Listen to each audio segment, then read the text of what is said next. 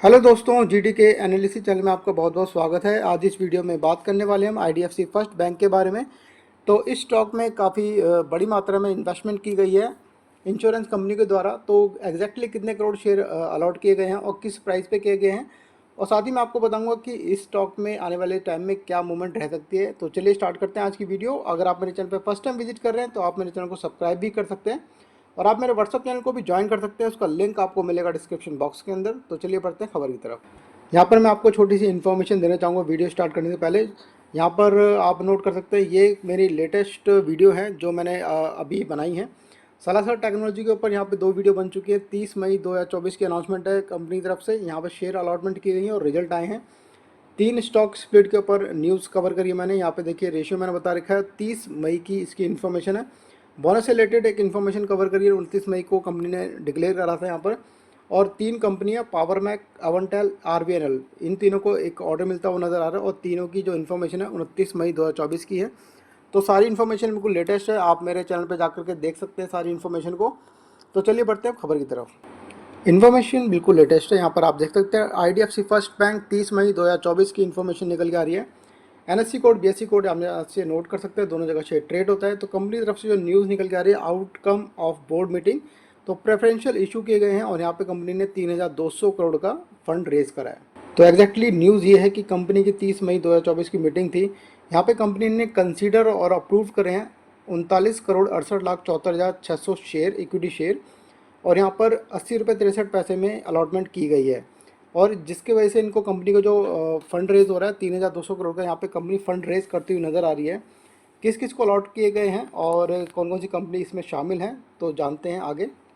तो यहाँ पे 6 कंपनियों के नाम निकल के आ रहे हैं, जैसे कि आप यहाँ पे देख सकते हैं।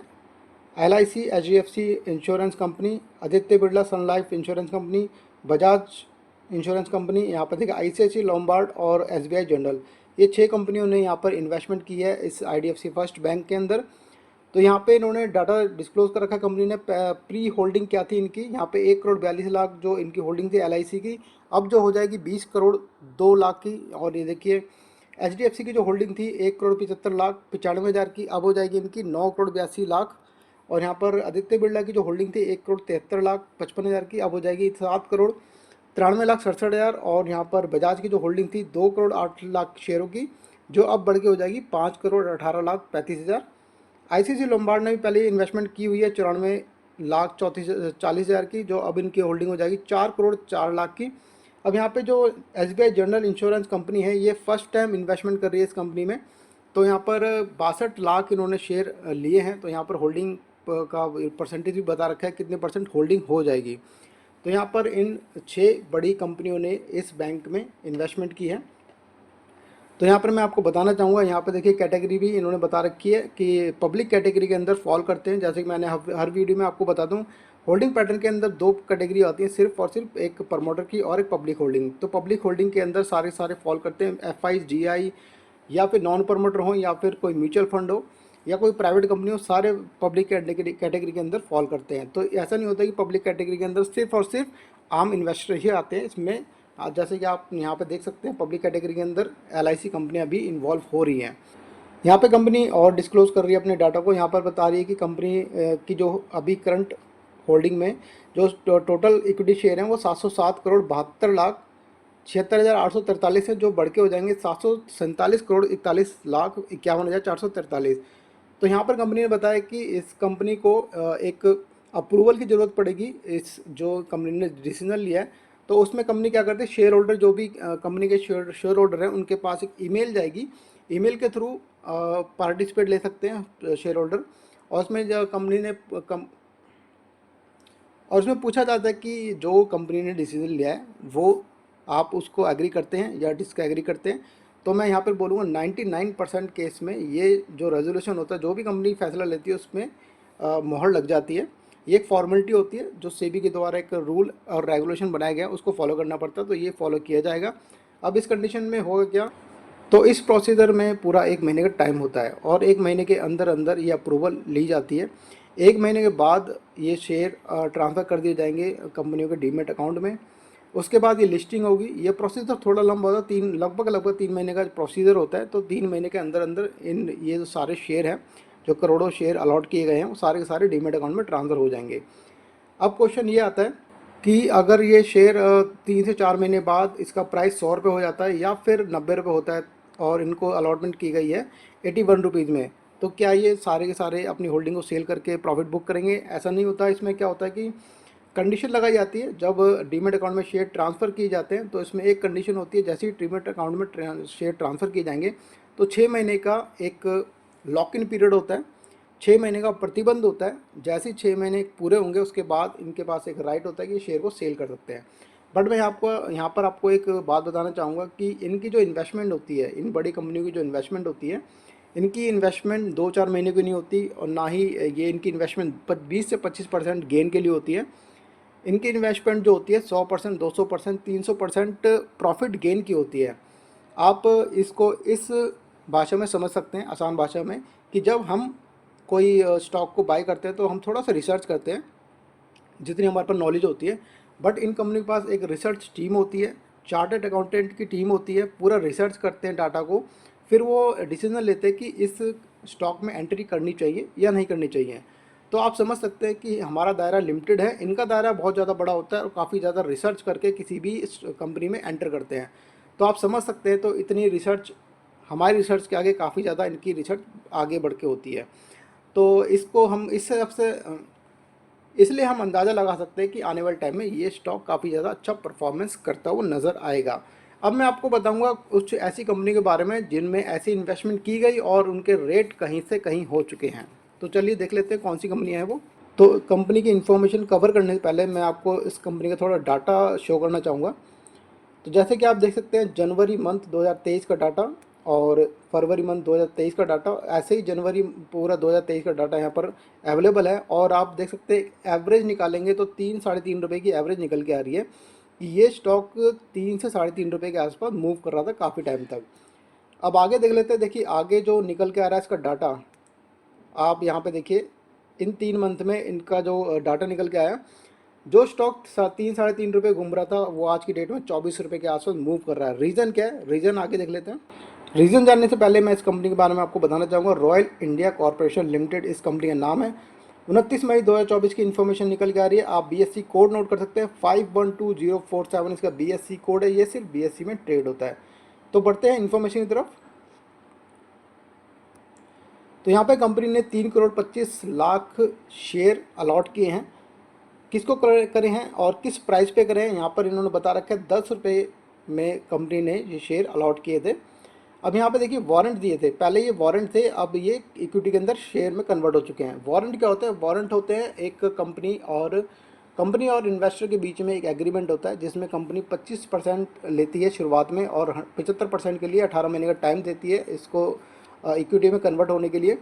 तो यहाँ पर जैसी पेमेंट आती है कंपनी के पास 18 महीने के अंदर अंदर वो सीधा सीधा वारंट को कन्वर्ट कर देते हैं इक्विटी के अंदर, जो जिस प्राइस पे वारंट दिए गए हैं। तो यहाँ पर ये जो वारंट है वो कन्वर्ट हो चुके हैं 10 रुपये में इक्विटी के अंदर।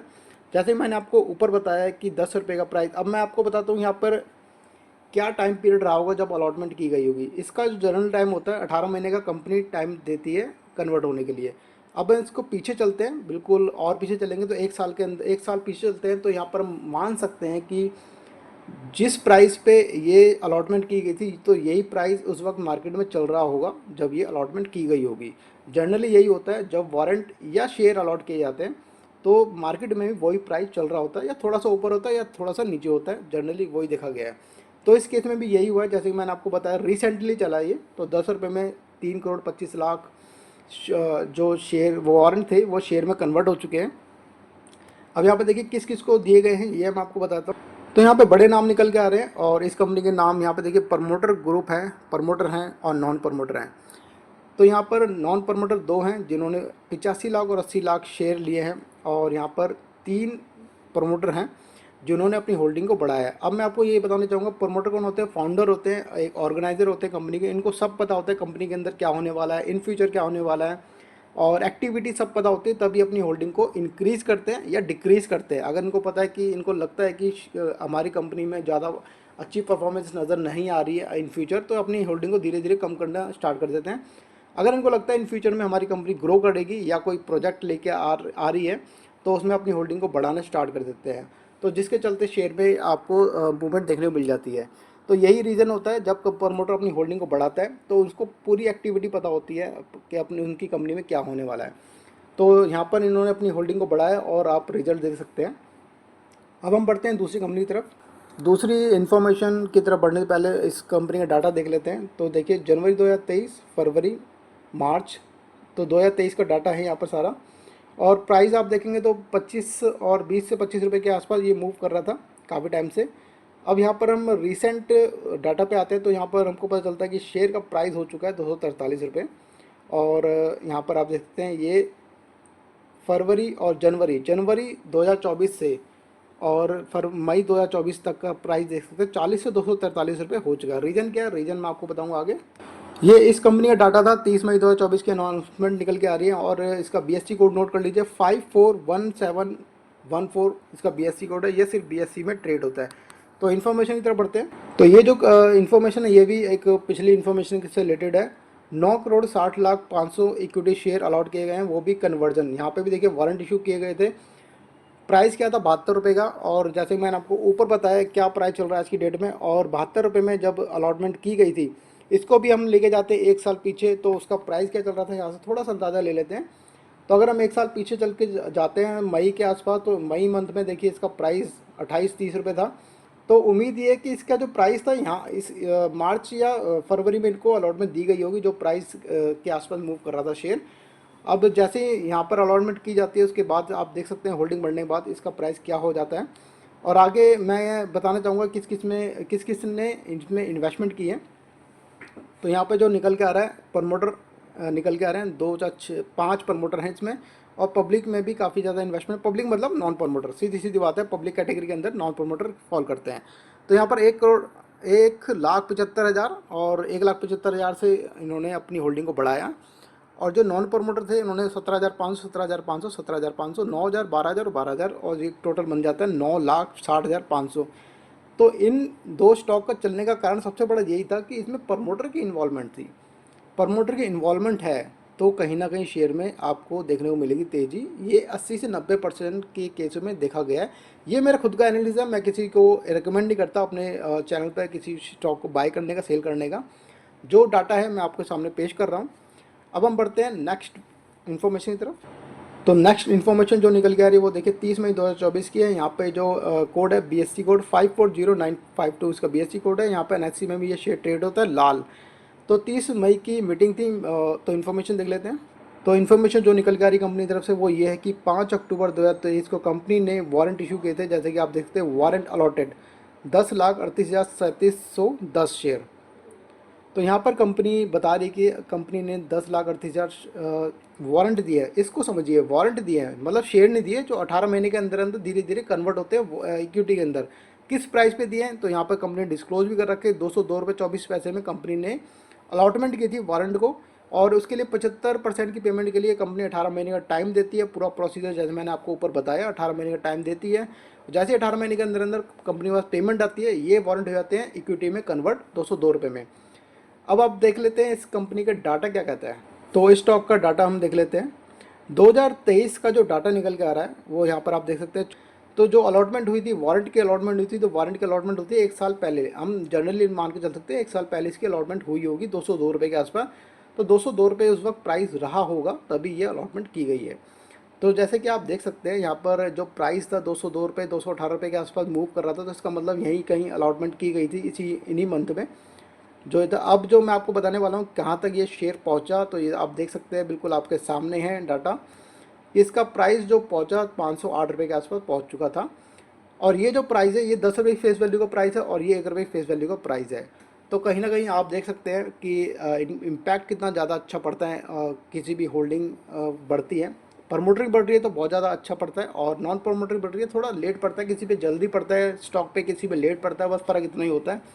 बट आपको पता होना चाहिए आपके स्टॉक में, आपके पोर्टफोलियो में क्या एक्टिविटी हो रही है किसी कंपनी में। तो ये थी आज की इन्फॉर्मेशन। अगर वीडियो आपको इन्फॉर्मेटिव लगी हो तो प्लीज़ सब्सक्राइब कीजिए, लाइक कीजिए, शेयर कीजिए। Thank you so much for watching my video.